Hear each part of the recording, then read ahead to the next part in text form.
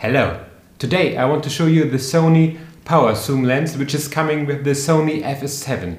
I will show you different setups from tripod even to gimbal and all the settings. But let's have a closer look. It is E-mount. It is 28 to 135 millimeters and a continuous aperture of 4. So it's quite good for studio work.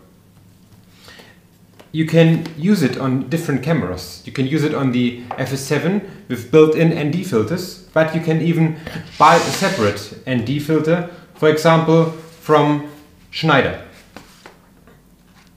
It has a 95 millimeter filter and it works really well.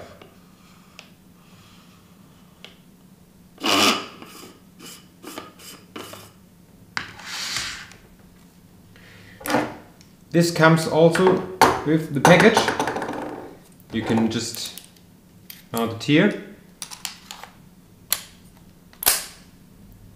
close it and open again. So let's mount it to my Sony FS100. As you can see, you can change all the settings manual, but internal it's completely electronic. In front you have the focus, either autofocus or now it's manual focus. This is the zoom. You can do it manual or you can change it to servo mode and use this one here. Here you have the aperture and down you can either switch the steady shot on or off.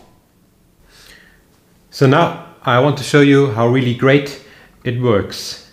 Look at this. I can zoom in and out and the electronic does it all for me. You won't have any shivering. It's really smooth. And all with continuous aperture, a continuous aperture of 4. Now I've set it to manual focus.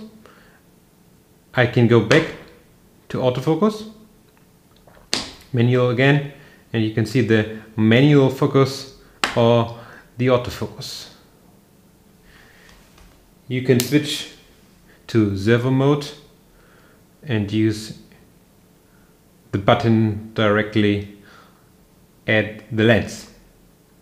If you want to use the Powerzoom lens even on a gimbal, it's no problem, because you can control the whole thing with a remote control, for example by Sony or Manfrotto, or you can find with lanc control. There is one problem. You cannot use it with the FS100, because if you plug in the Sony remote control, you can only control the focus, but not the zoom. On a Sony FS7 it's no problem at all, so you can easily mount the whole camera on a gimbal and control all the settings directly from the handle with a remote control. Have fun!